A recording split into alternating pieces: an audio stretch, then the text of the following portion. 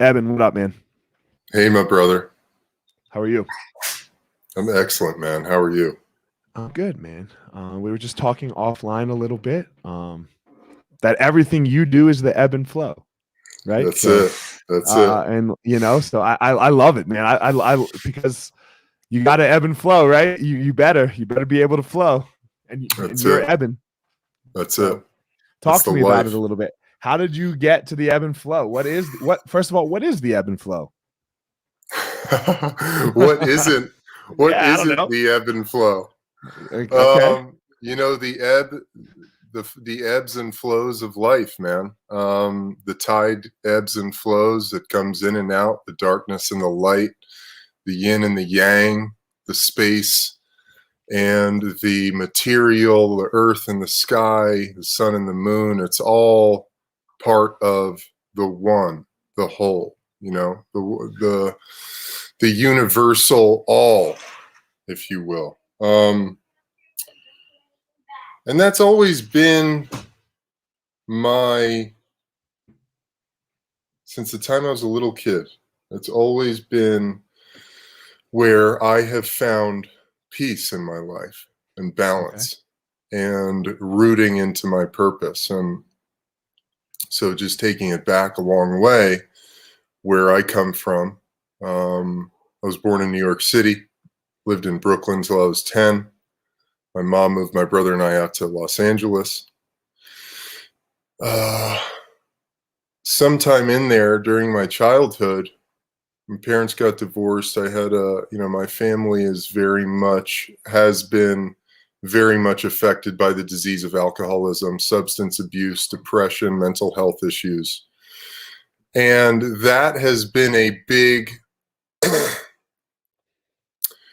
that's been a fundamental reality of my life and and a guidepost by which I have had to constantly course correct through that. So I would call it not only my darkness, but also one of the great gifts of my life to have come from that background. And so when I was about 7 or 8, my parents got divorced. And around that same time, it was a very dark time in my childhood. And my brother and I would spend summers up at my grandparents' house in Connecticut. And I remember this one day in particular watching the news, and up came the sports segment. And it was the Jets and the Giants in training camp. And in an instant, I thought to myself, that's what I want to do when I grow up. That's who I want to be. I want to be one of those warriors. I want to be a gladiator on that gridiron. I want to wear that armor. I'm going to show the world how big and scary and terrifying I can be. And my mom would never let me play. Finally, my freshman year of high school, with the help of my dad, I convinced her to let me play football. And from that moment, God blessed me with this physical body. I was always the biggest kid in school. I had some solid athleticism, and I was gifted with 2 parents who were very holistically minded people. They believed food is medicine. You drink plenty of water, you exercise to take good care of yourself, you use whatever natural means are available before going out to a doctor to be prescribed some medication.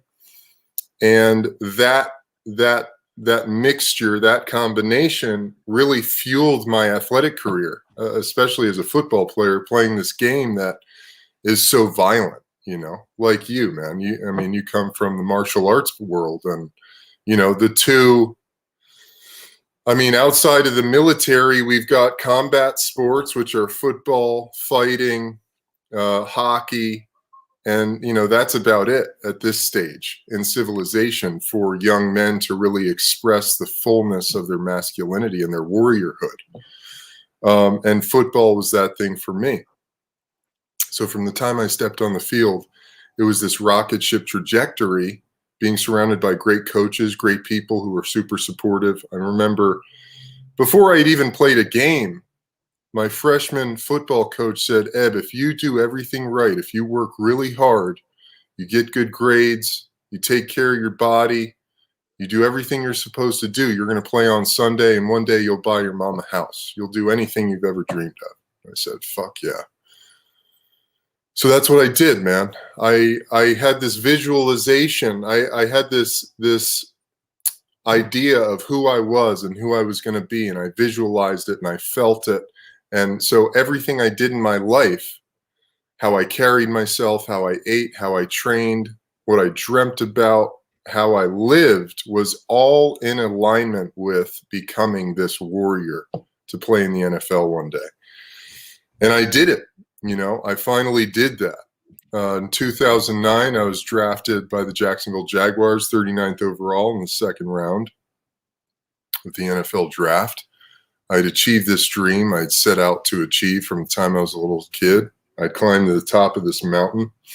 I had the money, I got the car, I got the house, I had all the access I could have ever imagined having. And then all of a sudden I was like, oh, fuck.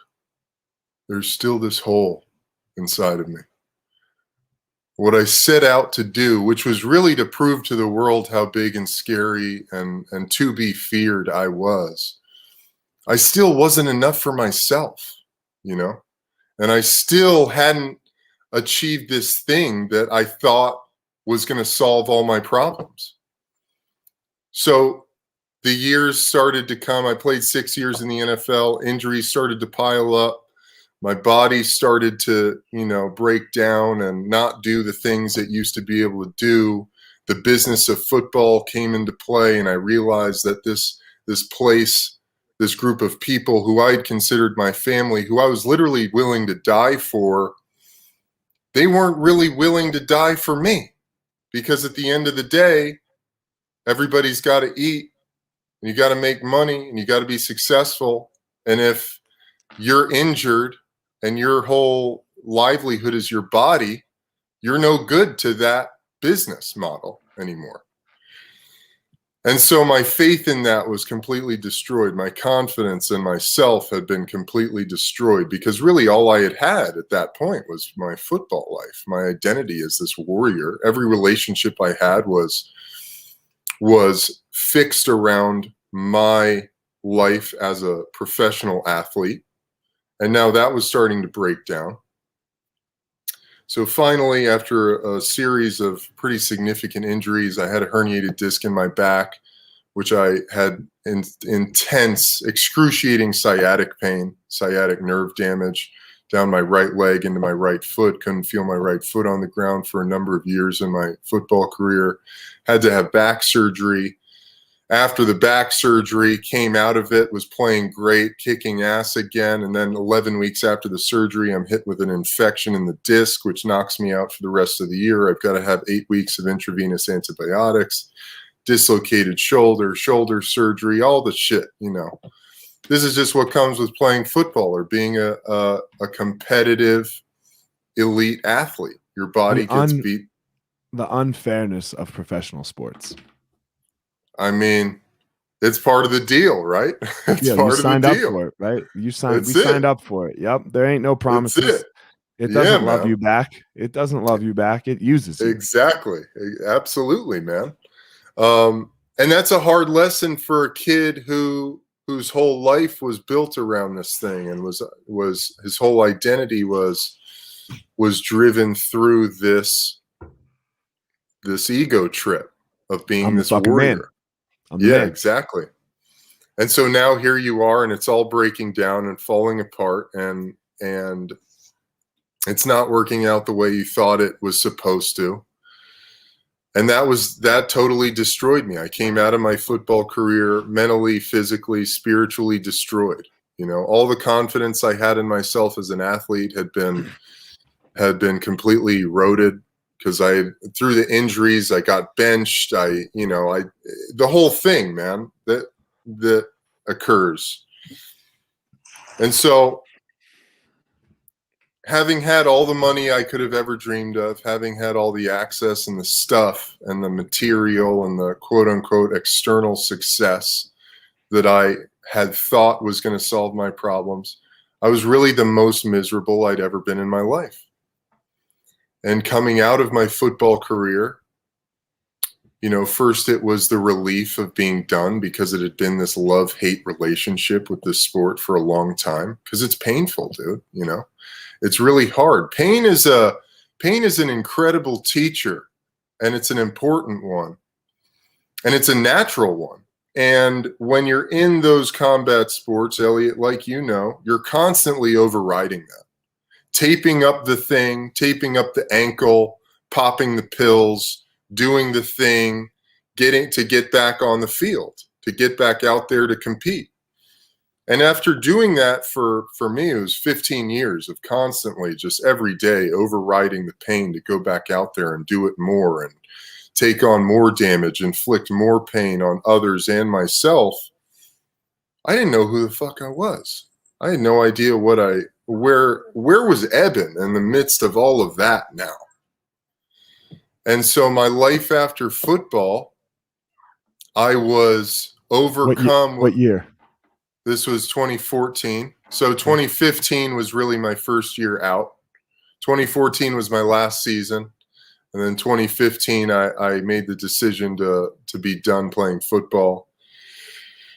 Left the NFL and started on this journey of life after sports. And I was struck very quickly with the unavoidable reality that I had to start creating my life. Otherwise, I was on the way down that very dark rabbit hole that happens to all of us, all of the guys that, if you're unwilling to start the healing process, which is super painful in itself, and start letting go and start killing off the old shit and shedding the old skin, you still see it. I mean, it's heartbreaking to see. For me, from my perspective, the NFL legends who are still clinging to their identity as a player, and for me, that just wasn't really an option. And through all of that, there was this undercurrent of vulnerability, honesty, being truthful about my experience and sharing that with others. And so I started writing, and I writing was kind of always the fallback throughout my football career. I went to the University of Arizona, majored in creative writing, and sometime during high school, I thought to myself, you know what? I'm going to be a writer when I'm done playing football. I love telling stories. I love writing. I love the pen to paper. I love the storytelling, etc. And so having that coming out of my football career was still excruciatingly painful and confusing and difficult and uncomfortable. But so I made the decision to be done playing football, and I'm sitting there going, now what? Sort of in my own head. And my wife goes, Ed, well, now it's time to write your book. I go, oh yeah, that's right. Thank God. Thank God for you, for the reminder. And so I had this stack of journals that I kept throughout my football career. Just, I'd write a paragraph here and there. What was it like today in the meetings? How did it, what was all this shit like? And that really served me as I started this process. So I got my football agent handed me over to a literary agent, and I started working on this book proposal. It was sort of the Charles Bukowski everyday grind life of an offensive lineman in the NFL. And wrote out a big book proposal, pitched it to some publishers, got a lot of good feedback. But basically, at the end of the day, they wanted either the red carpet story or more dirt, or they had already filled their sports quota. But really what it was the universe going, Ed, this isn't quite the book you're supposed to write. So that turned into an article that I wrote for si.sportsillustrated.com. And this was really the beginning of my healing process, because in this article, I wrote about the very real experience that sort of transcends positions in the NFL, offensive lineman, receiver, DB, linebacker. We all kind of go through this same thing of dealing with injuries, the pill protocols that are associated with that, because we're in this pharmaceutical paradigm, which is every NFL training room. It's like, hey, you're in pain, pop some pills. Here's some prescription anti-inflammatories. You better play on Sunday. Yeah, we need you out there, dude. That's how we make money. That's how we show people that we're doing our job. So whatever we got to do, pop the pills, tape it up, etc. And the sort of the fundamental practices. Every guy in an NFL locker room, I'd say 99% of guys in an NFL locker room are on a daily regimen of one prescription anti-inflammatory or another, whether that's Cataflam, Indocin, Celebrex, these things that just wreak havoc on your digestive system and your kidneys and liver. That's not talking ibuprofen. No, that's like the next. This is fucking the next level shit, know. And that's not even talking about the opiates yet, you know, because those come into play too. And the older you get, the more wear and tear you've got, the earlier your Vicodin, your Percocet, your Oxycontin protocol starts during the season. Some guys are taking Vicodin every day to a few days a week, starting in August, going all the way through to February, But marijuana is no good, right? Exactly. You got to. But marijuana is no good. Don't you smoke that plant. Don't get caught with the cannabis, dude. Don't do that. But goddamn, let me give you this heroin. Yeah, take these pills. Take this pharmaceutical grade heroin. Yeah. So I wrote this article just talking about my experience with it. And it got a lot of traction, and it went out there. I had a lot of guys reach out to me, say, "Man, Eb, thank you so much for telling this story. I've been feeling this myself." I had some of my trainers reach out and say, "Dude, that was so powerful." And then another head trainer hit me up and was like, "What the fuck are you doing? I can't believe you said all that. You liar." I'm like, "What are you talking about, dude?"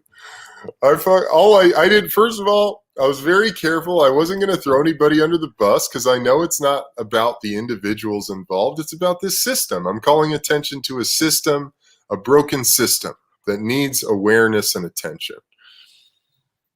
But he was very insecure about some other things happening that he was worried I was going to talk about. Look, whenever you call attention to a system that's a problem, everyone very personalizes it. Right? Like the whole thing with the police, with the black community and the police right now. All of a sudden, it's this all cops are racist. Yeah, no, man. No one's saying that. I don't know where you are. I don't know where anybody's getting that, but it's not that all cops are racist. But the system of policing might not be okay. Yeah, that's a whole podcast on its own, dude. Yes. So I'd love to dive into that as well. Yeah. But so that really started this process, man, of kind of unraveling, sharing I had a great conversation with a guy last week, and he was from the business world, and he had his, call it a come to Jesus moment, where he realized he was completely miserable, heading down the wrong path, was extremely depressed, unsatisfied with his life, and he totally changed his life and started living from the heart. And he talked about how that whole experience that he had been through was also that he could share this medicine. And I thought that was such a beautiful way to put it. Like, for me, this is me sharing my medicine with the world and with the guys, my football brethren. But then it kind of transcends that, because you look at the culture that we're a part of, and it's very oriented around, people have become very dependent on the systems and the institutions that are in place. And we're constantly looking for somebody to save us, and we're looking for the Band-Aid solution to really deep, profound issues. And the pills aren't going to help you. When you're dealing with serious injuries, when you're dealing with, real pain, the pills are just a Band-Aid. And football doesn't really afford us the amount of time. Professional sports don't really afford us the time that is actually necessary to do the healing required for whatever injury it is. You know, we're all playing hurt. So, and that article,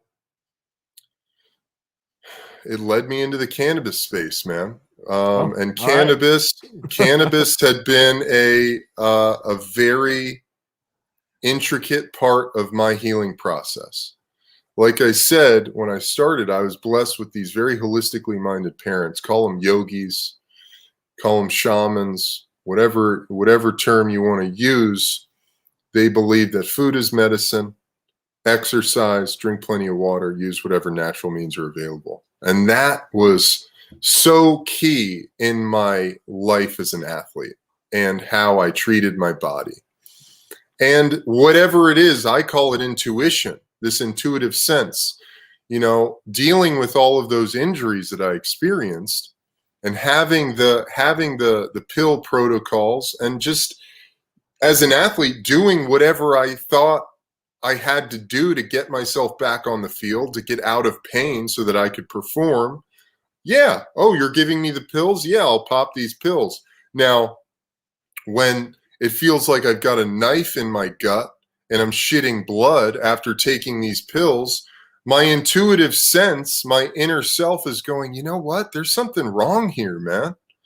When I'm popping the opiates and I'm feeling this hair trigger rage that's just brimming on the surface, that's not me, come over me. And I'm in an already vulnerable state, having come out of surgery, where I need my wife or my mother to help me get dressed, tie my shoes, fucking do all kinds of stuff for me.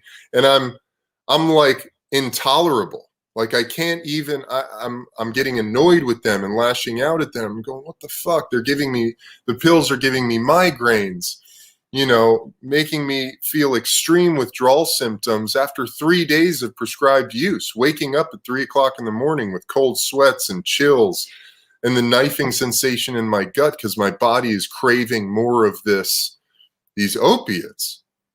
You know, now juxtaposing that, somewhere along the line, I just realized I could come home from a long day of the grind, I could smoke some weed, and man, all the stress just decompressed.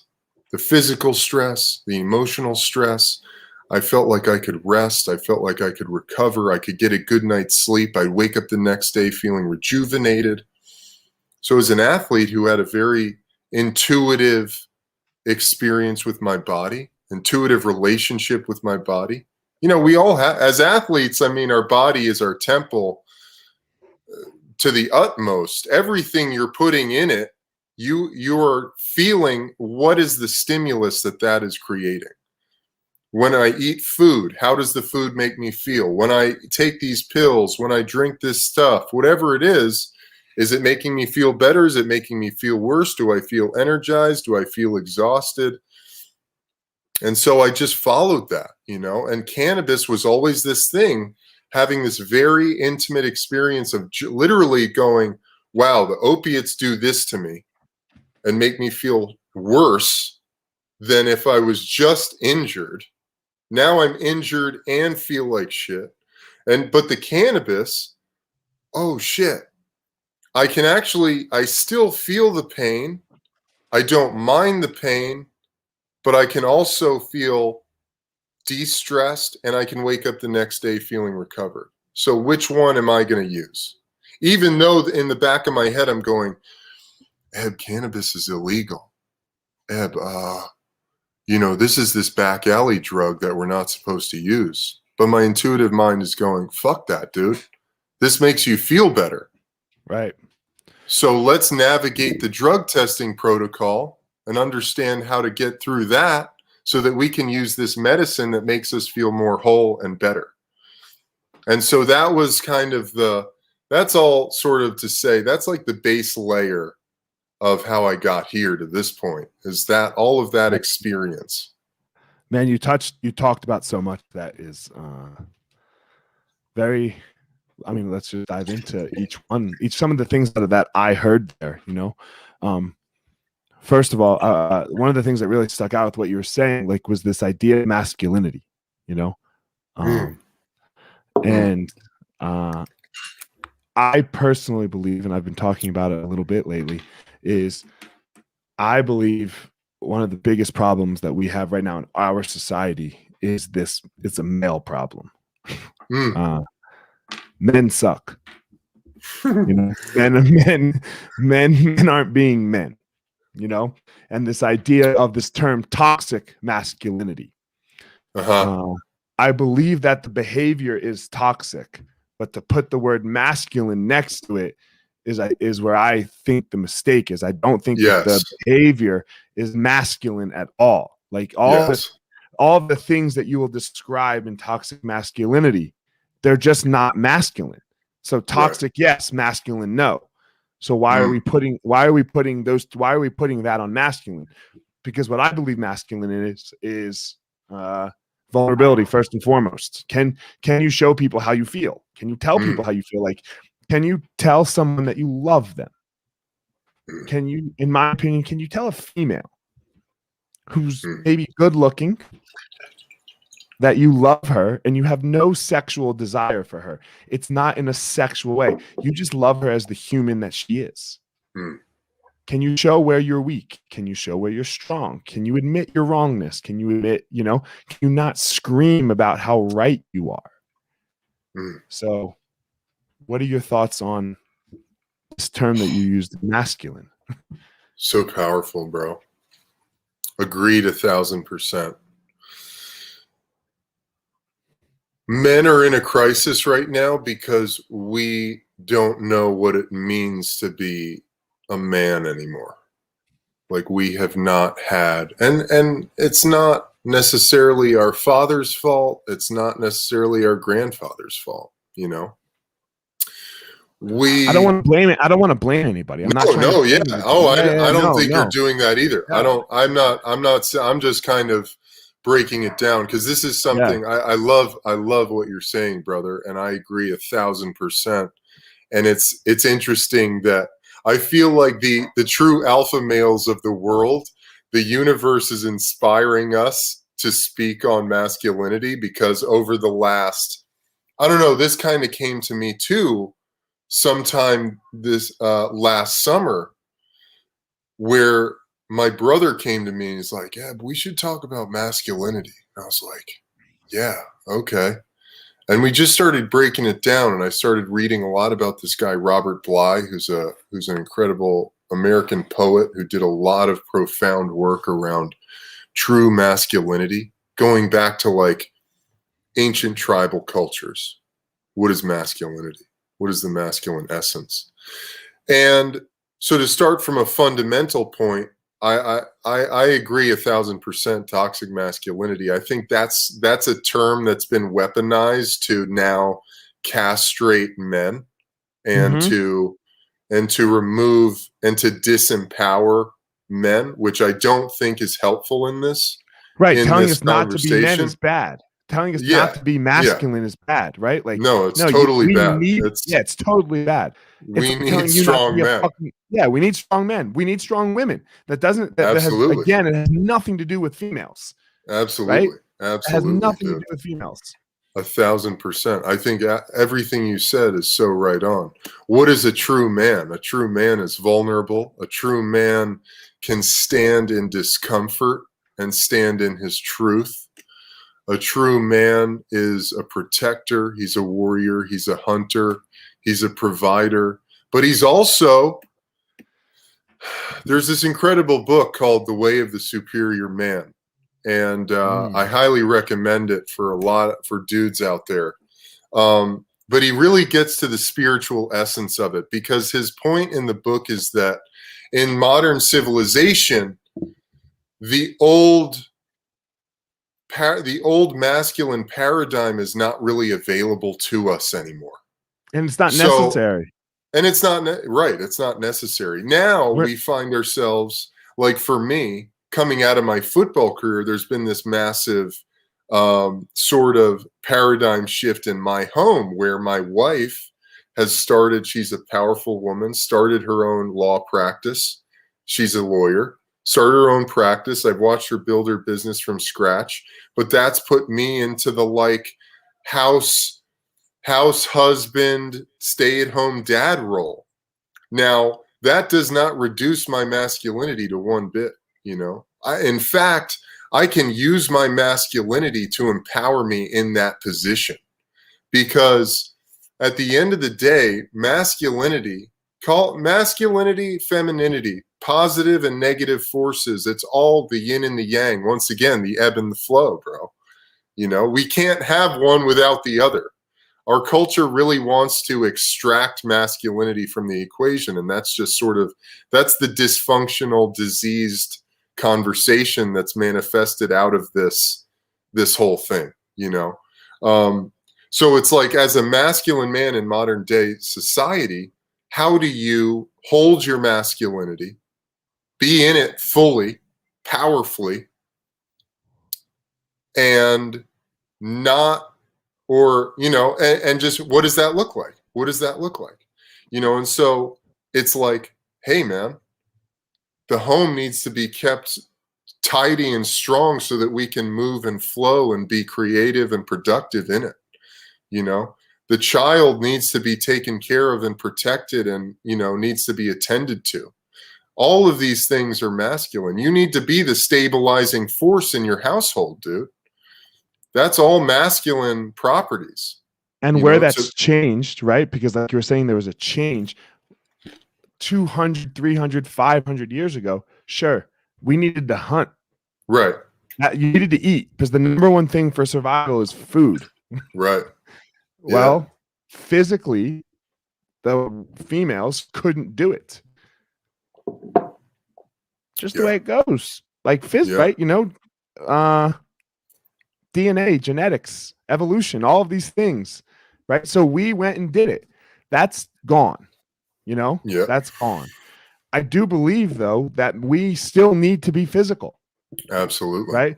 We need a physical outlet for males. Totally. Especially males. Like they're like 1000%. It's in us. This combat that you talked about earlier, right? This for me, look, that's why my business is successful, in my opinion, because we have a ton of females too, and we have a ton of kids, but we create a place for men to come do physical fucking shit, to come put their life, to feel like they put their life on the line with jiu-jitsu and Muay Thai, right? Like you're in this combat space where, look, someone's trying to kill you. They're trying to choke you out. They're trying, right?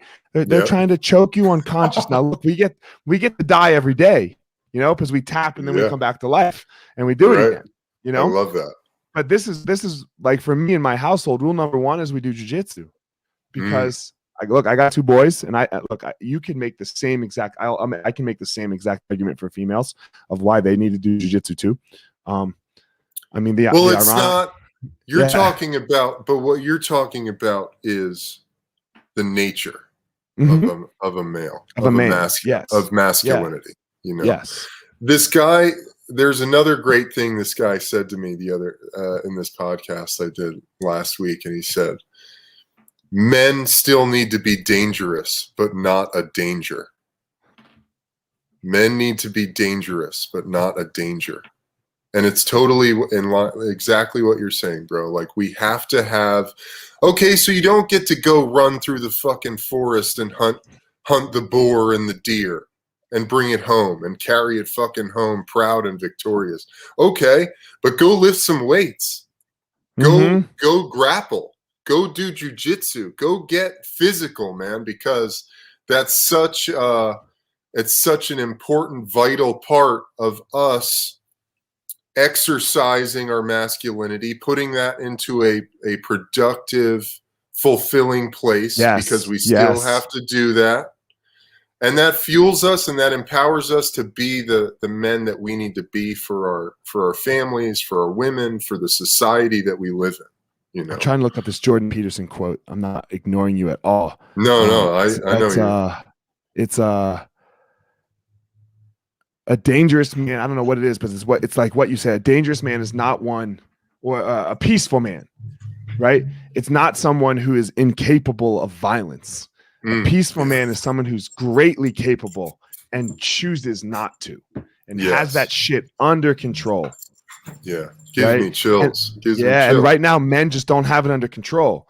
And that's why we're taking pictures with our cars and having midlife fucking crises and trying to scream about how great we are and talking and look at how much money I have and look at how good looking my wife is, you know, and look how big man, get the flying fuck out of here. You know? Totally, dude.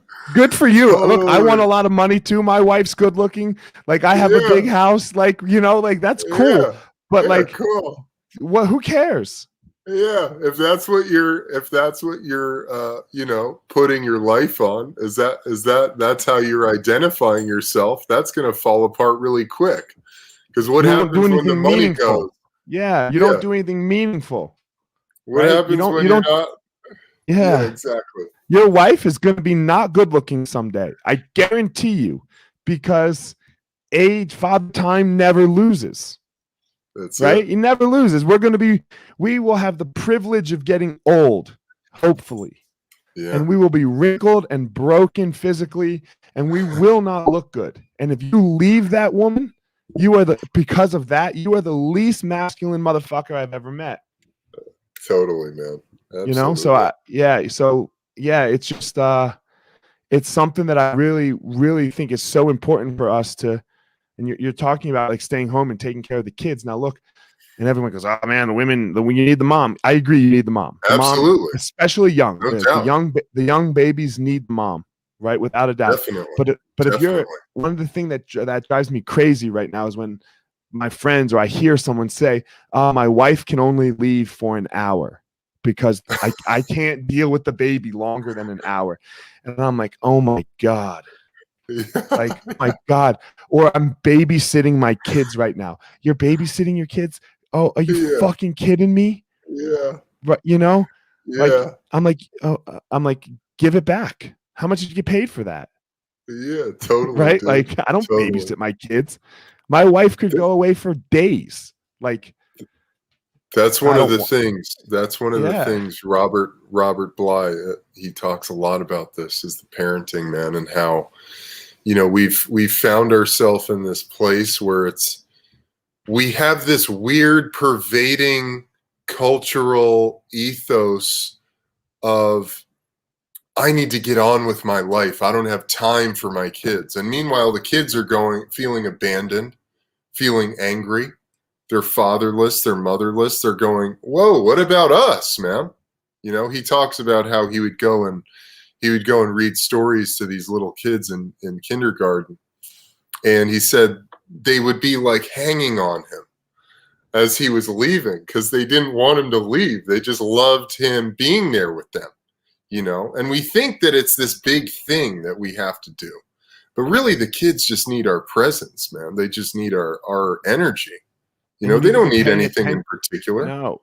But you need to be paying attention to them. Absolutely. You know? But that's what it is. I mean, you're not there on your phone. You're not there fucking doing something else, trying to be somewhere else. You're there with them, giving them your energy whenever it comes, you know? And we just have this idea like it's such a burden. And it's creating generations of children who feel abandoned and are really have all kinds of shit that they have to work through as they get older. Mm-hmm. Look, I live right by Boulder, Colorado, you know, and obviously we all know what happened a week ago, or whenever, you know. I mean, for me, I was in Maui, you know, I was on vacation when it went down, but it's still, it's you know, it's 4 miles. That grocery store is 4 miles from my house. You know? So you're still making all the phone calls to see if, I mean, it wouldn't matter if I'd be sitting in my house and it happened, if I was sitting somewhere else and it happened, right? Because all my friends live down the road. So you're still, you know, and I have a school in Boulder with 1,000 members in it, right? Like, I'm still making all the phone calls to be like, you know, do we have anybody? Like, are any of our people dead? You know? Yeah. And for me, this problem, look, we have a gun problem. I'm not going to even try to say we don't have a gun problem. But I find this to be a male problem. It seems to be a male problem. you know, and why, like, we're not having young 20-year-old women who are sad running into places, blowing people away with guns that they don't know how to use, right? It's all men, right? So what the fuck is it? What the fuck is it? It's men who haven't been raised by men. Yeah. And who have been shown how to be a man. Yeah. And I love my wife. I fucking adore her, but she can't teach my boys how to be men. It's true. Yeah. She's too protective of them. As maybe I would be of a daughter, you know? As maybe I would be of my daughter, you know? My wife, you know, now I can show my daughter the man she should marry. Right? I can show her that this is who you need to be marrying. Some, you know, not me, but somebody who exhibits these traits. But I can't show her how to go out and be female in the world. I'm not a female. But goddamn, these boys need us. These fucking little boys need us. Every single one of them. Yours, mine, and the ones across the street. Yeah. Absolutely, man. Absolutely. And we, you know, it's on us, man. It's on us to set the tone. How do you deal with your light and your dark? Because you mentioned that too, you know, and so often we run from our dark. And the thing that you said that really touched me was this alcohol, this demon of yours that you talked about. Because I have a demon too. My demon's anxiety. You talked about how one too. Yeah. You talked about how your demon's your best friend too. Like it's what terrifies you, but he's also your very best friend. And I like to say he's my homie. He's my devil, and he's my friend, and they're my angel, and they're right here with me, right? And and this demon of mine actually points the direction. I don't like him when he's screaming at me.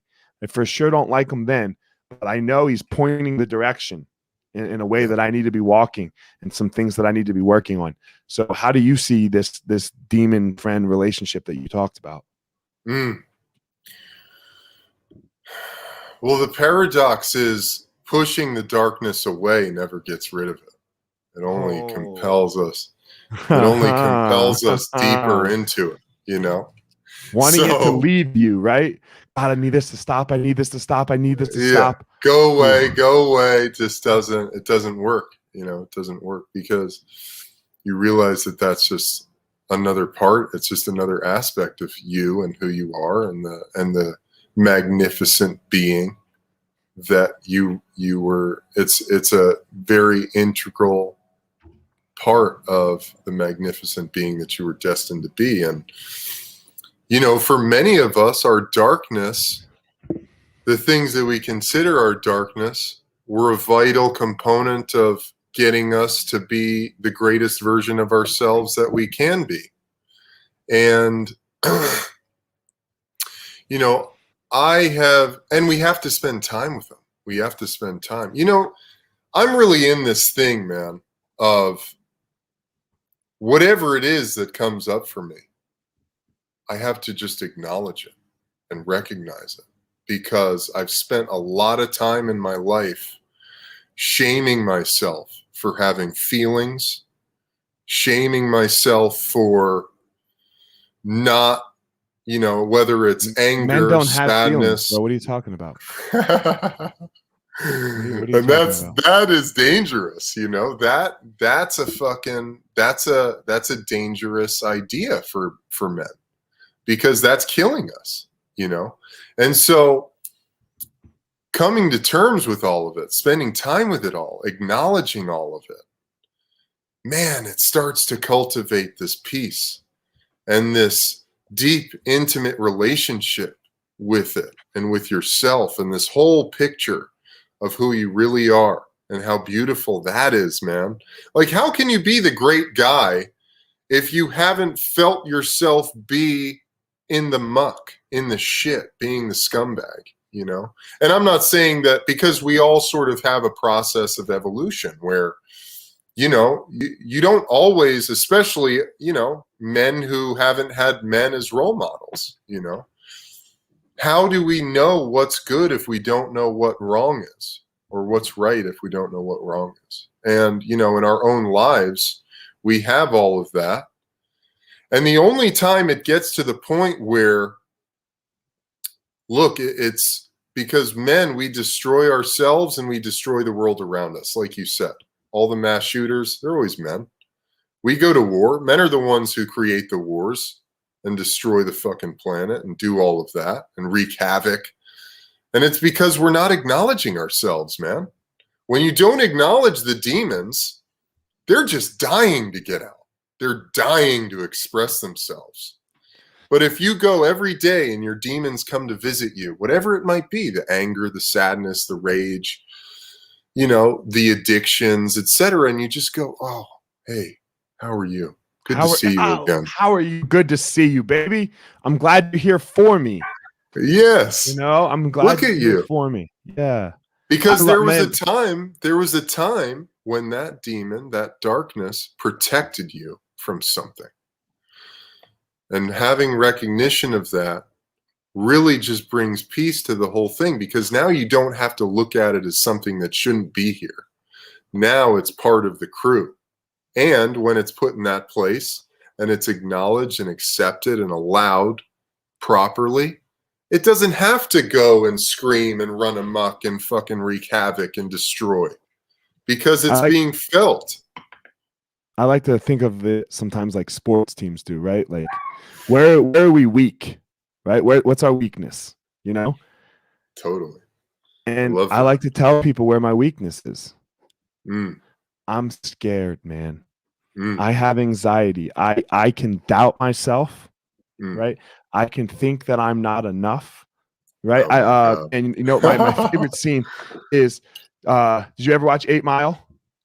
With Eminem, right? So the end of that, the rap battle at the end, when he's battling Papa Doc at the end, and he goes, "You're gonna make fun of me because homeboy fucked my girl, and then I threw up on myself, and I live in a trailer, and you fucked my mom." Right? And he just tells them everywhere that like his whole battle. He goes, "This is what you're going to say about me." And then Papa Doc just stands there and drops the mic and has to leave. Yeah. Let him see it. What do you have? If I know it, if I know how bad I am, if I know everywhere where I'm a piece of shit, not even a piece of shit, just weak, right? Just a little unskillful, and I tell it to you, go ahead. Now what? Yeah. Now what are you going to do to me? Yeah. Totally, bro. What will you power out of it? You pulled the power I took the power away from it. Yeah. You can't. What, you gonna tell me I'm scared? Okay, I know. Yeah. Yeah. I know. I'm aware. Yeah, exactly. Yeah. So powerful, man. Yeah. So powerful, right? Yeah. Well, that comes back to honesty, you know, and living from your heart truth. Because if you're willing to live from your heart truth, and you're willing to be honest about all the shit that's going on inside of you, you're impervious to the outside, whatever. It doesn't matter. It can't fuck with me. Yeah, it doesn't matter, because whatever you think you're going to tell me about who I am and what I'm doing wrong and all of that, I've already acknowledged it, dude. So that's not going to fucking hinder me one bit. You think you're going to put more doubt into me? I understand that doubt's one of my grappling partners, you know? I understand that, yeah, I haven't got it all figured out. I understand that I make mistakes. Fuck. It's powerful, dude. It's powerful in a time where a culture wants to really, you know, you talk about cancel culture, you talk about really whatever it is, the culture that we live in, it wants you to be a certain way. It's telling you how to think, how to dress, how to act, how to talk, all that shit. Because that's what the culture does. You know, that's just like what culture does. It's not really there to help you along. It's there to funnel you into the little the singular idea of what a good person is. And usually that's like, those are the most fucked up people, because they're unwilling to acknowledge the fact that they make mistakes. They're unwilling to acknowledge the fact that they're a human being, man. And as a human being, we're fallible. We make mistakes. It's so interesting, you know, and not to be, you know, you brought up cancel culture, and not to be too political. I mean, I'm very open about my dislike of Donald Trump. But I can see the draw to the man. you know, because you have this other side, this cancel culture side that says you have to be perfect. Right. You can't make you can't make a mistake. God forbid you sent out a shitty tweet in 2009 when Twitter first happened. It's 2020 and we're going to destroy you for it. You must be perfect. One side. And then you have this, in my opinion, absolute total piece of shit that is Donald Trump, who comes out and says, I'm a piece of shit. Be like me. Right? I'm a piece of shit. Look, you can be a piece of shit too. And you have, and people, and this choice is put in front of you. Be perfect. Okay. There's no way I can do that.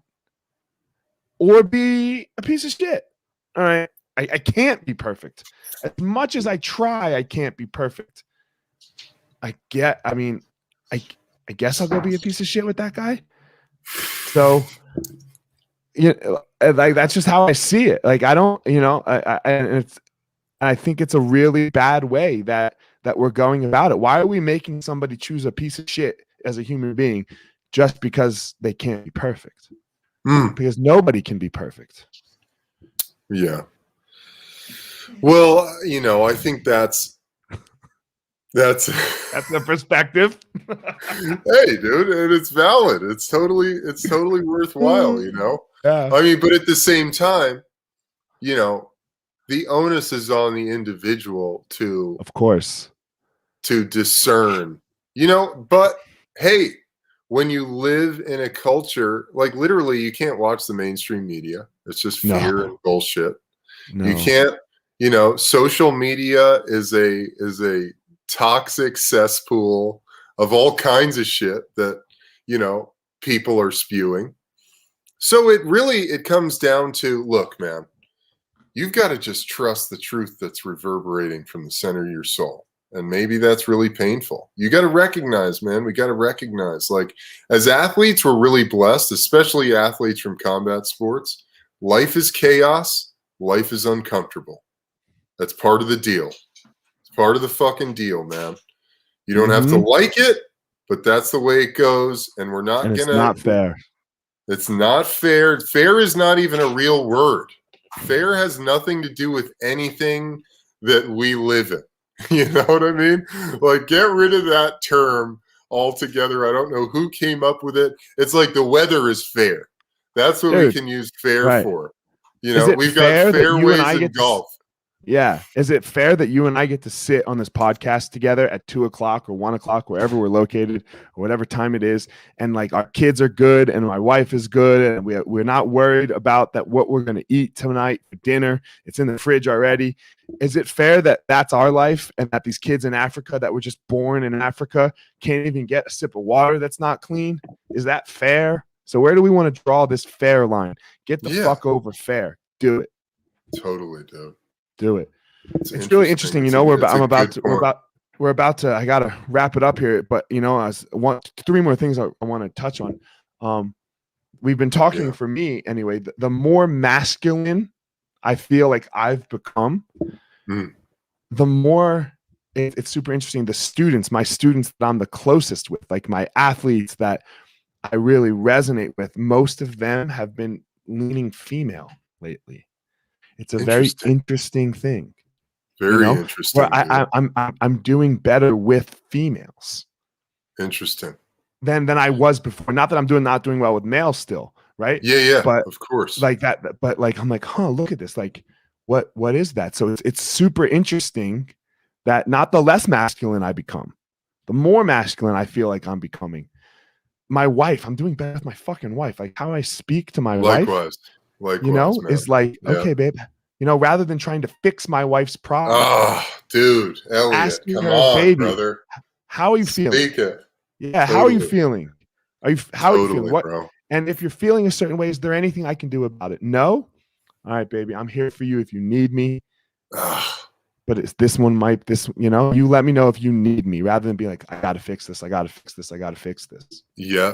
So powerful, man. So true. I feel the exact same way. Two last questions. First one. I'm not Rogan. I'm not Tim Ferriss. I'm not Jocko. Right? I'm not Oprah. All that. Why, like, why say yes? And I'm not asking, again, this isn't to be like, oh man, because you're great, Elliot, but it's not that. But why do you spread this message? Why do you say yes to this podcast? You're hilarious, bro.